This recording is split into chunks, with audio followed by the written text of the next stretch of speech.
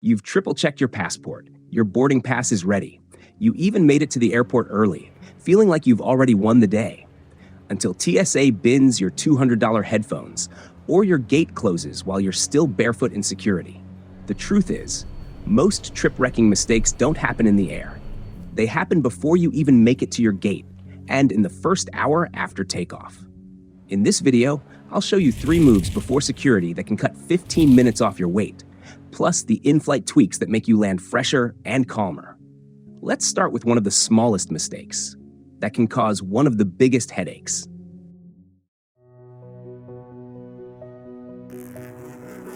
It looks harmless. A tiny pouch slung across your chest, holding your passport, some cash, maybe a boarding pass. Feels smart, right? Everything important in one place. Until it disappears. I once met a guy in Madrid whose crossbody vanished before his coffee order was even ready. Passport, boarding pass, credit cards, gone. He didn't get on another flight for 48 hours. See, that little bag is the easiest thing in the world to lose, or for someone to take without you noticing. Drop your backpack? Someone will see it, and chances are, it gets turned in. Drop a palm-sized pouch? It slips into a stranger's pocket in seconds, and it's gone for good.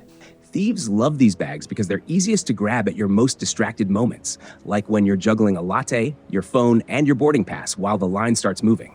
One bump, one accidental nudge, and poof, it's gone. Pro move? Passport goes inside the middle zip, non-negotiable. Stash it in a zippered pouch buried in your backpack's middle compartment. So even if someone gets it open, they've got to dig past snacks, a scarf, and a brick of souvenirs before they even see your ID. Because all it takes is one tiny bag to take your whole trip down with it.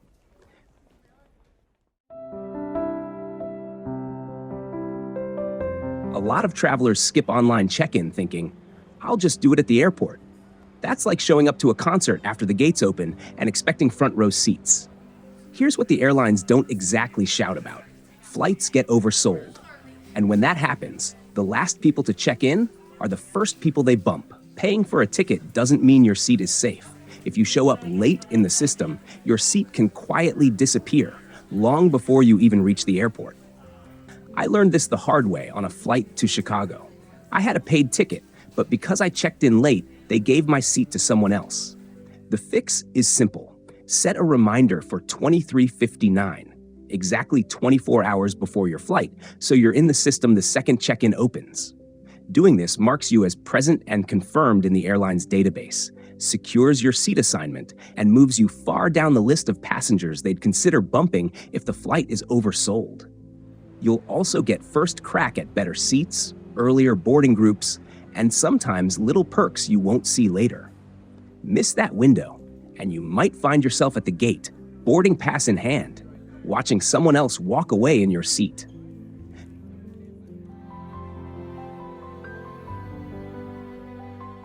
Nothing kills that vacation high faster than the check-in counter beeping at 51 pounds. Overweight fees aren't just annoying, they're engineered to sting, often pricier than what's actually inside your bag. And here's the thing, most of that extra weight, totally avoidable. Full-size shampoo bottles, heavy shaving cream, that just-in-case jacket you'll never wear. They add up fast, and the airlines are counting on it. Smart travelers have a simple pre-departure ritual, 60 to 41, 60 seconds for one last weigh-in before you roll out the door. Shift about 40% of your heaviest items, chargers, power banks, cables, into your personal bag, and leave a 1-pound buffer for souvenirs or airport snacks. Do that, and you'll walk past the scale like it's nothing, while everyone else is crouched at the counter, shoving underwear into a duty-free bag under the glare of the entire check-in line.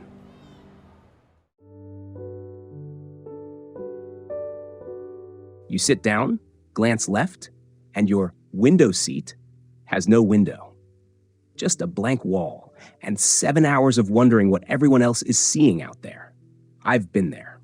On a Tokyo flight, I spent the entire trip leaning into cold plastic while my roommates got skyline views and sunset photos. All of it could have been avoided with a 2-minute seat map check. Most travelers don't realize, seat maps aren't a secret. Start with your airline's own seat map during booking, then double-check on Aerolopa, where you can see aircraft-specific layouts, Note which seats don't recline, which have extra legroom, and which sit too close to the galley. They even flag sneaky issues like missing windows or underseat storage too small for a standard backpack. One caveat: airlines can swap aircraft close to departure, so your perfect seat isn't guaranteed, but checking beats going in blind. Those 2 minutes can save you from a bathroom queue in your face, a seat stuck upright, or, worst, 7 hours staring at beige plastic.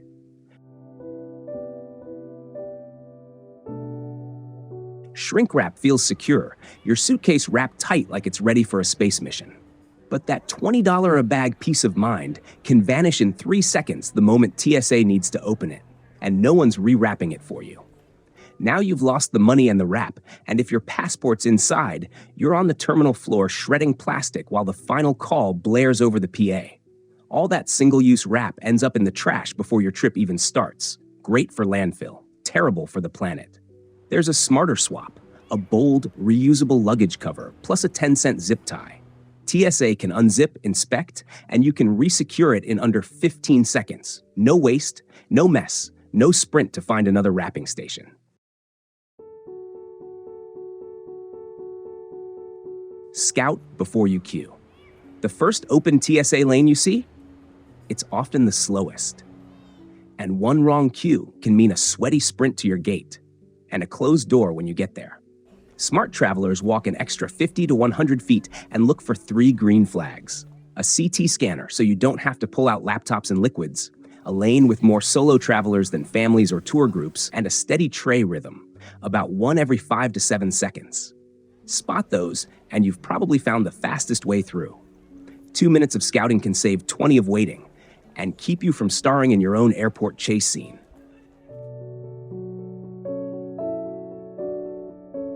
Security doesn't care how much is left, only what's printed on the bottle. That nearly empty 6.7-ounce cologne, gone in 10 seconds. You know the rule, 3.4 ounces max, all liquids in a clear, resealable quart bag. What trips people up isn't forgetting the rule.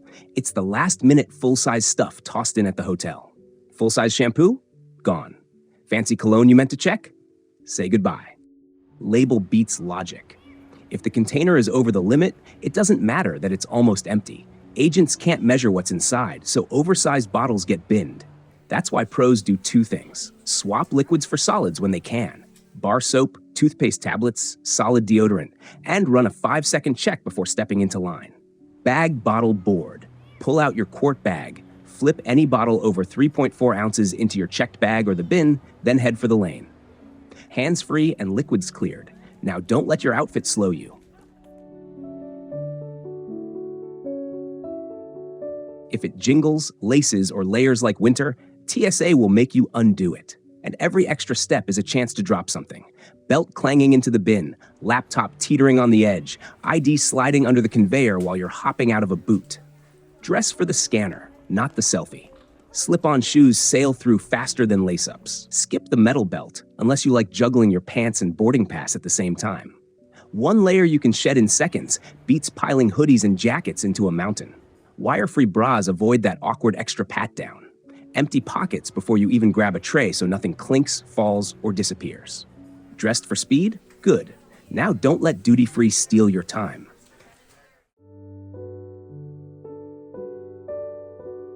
Duty-free is designed like a maze, so you forget you have a gate.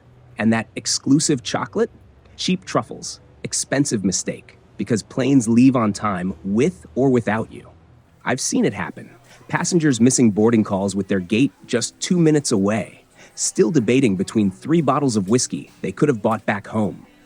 Some airports even force you to snake through the shop just to reach your terminal. And those quick spritz and sample stops are perfectly timed to eat up the minutes you thought you had to spare.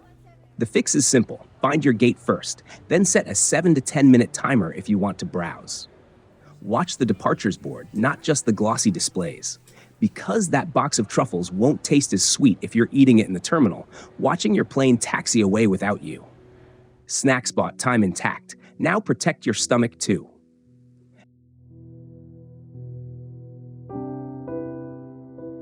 Adventure eating plus a pressurized cabin? That's a recipe for predictable regret. At altitude, gas expands, spice burns twice as much, and greasy food turns the aisle into your personal shuttle run. I've seen it. Guy next to me celebrated his last meal on the ground with street tacos drowning in mystery salsa. 2 hours into the flight, he was on a first-name basis with the flight attendants and the lavatory. Pressurized cabins amplify everything: salt, spice, bloat. Even familiar food can betray you. That "I'll just loosen my belt" feeling? Totally real. Play it safe. Stick to bland, familiar choices before boarding: banana, rice, potatoes, yogurt. Hydrate early and keep caffeine light. Save the local fire for after landing, when your bathroom isn't the size of a phone booth. Gut safe and calm. Next, pick the timing that dodges bumps. You can't control the weather, but you can pick calmer air. Midday summer flights ride warm, rising currents that make for bumpier skies. Early mornings and late nights, when the air is cooler and steadier, are often far smoother.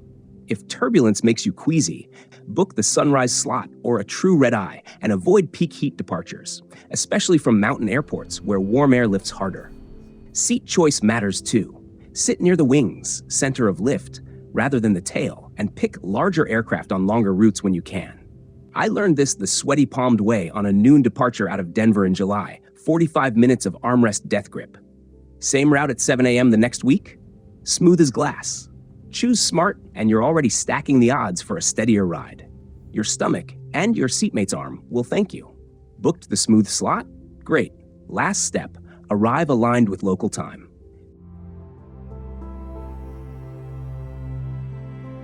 Jet lag is easier to prevent than to fix. Lose day one to a 3 p.m. nap, and you'll spend the rest of the week chasing the clock instead of enjoying the trip.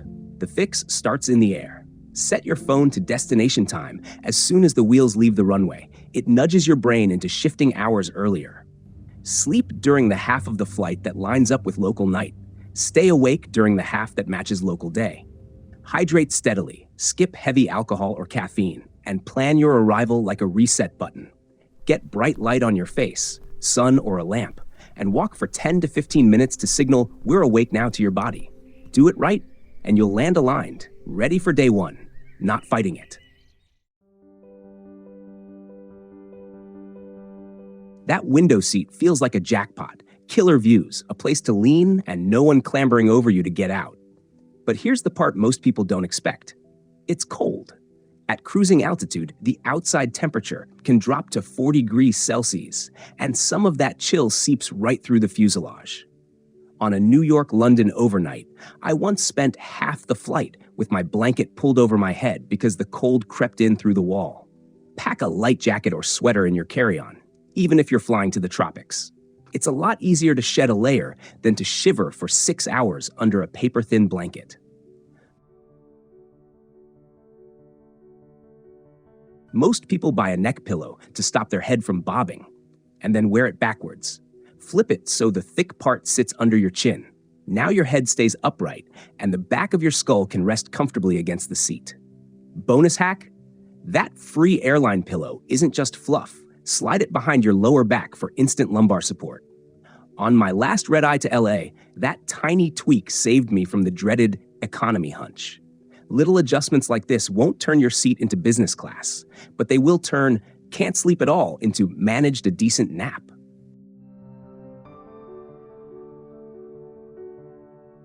That mid-flight coffee or tea feels comforting until you know where the water comes from.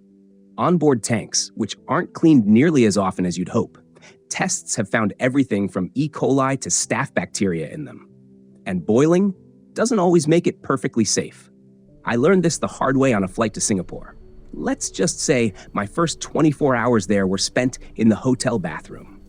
Stick to bottled water, canned drinks, or sealed juice. If it's poured from a factory-sealed container, you're good. If it's from that mysterious galley spout, maybe give it a miss.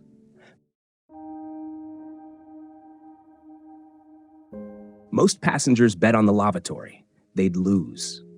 The germ heavyweight champion is the tray table. Hundreds of hands touch it every week, and sometimes parents use it as a changing station. A close runner-up? The seat back pocket.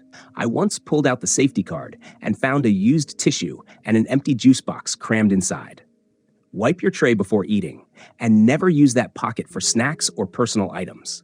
10 seconds with a disinfectant wipe could save you a week in bed at your destination.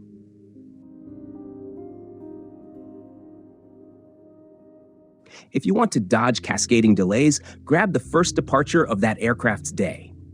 Originating flights start at the gate with the plane already there, cleaned, fueled, and crewed, so they aren't waiting on a late inbound. By midday, one hiccup upstream can trigger a chain of missed slots, gate reshuffles, crew duty time limits, and quick maintenance checks that push everything back. I've watched a noon flight slip 2 hours because the aircraft was still inbound from a city dealing with a ground stop. Nothing was wrong with our flight. It was the scheduled dominoes. First out departures skip that mess and can give you more buffer if anything shifts later. Set the alarm, land on time, and keep the rest of your itinerary intact.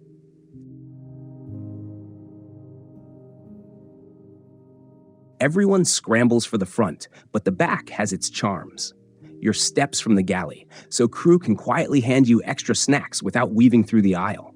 On a long haul to Sydney, my back row seat meant I got served and cleared first in my section. Sure, you're last to deplane, but you also skip the awkward aisle shuffle behind someone wrestling with an overhead bin. If you like a low-key, no-rush vibe, and maybe an extra cookie, the back row's not a bad place to be.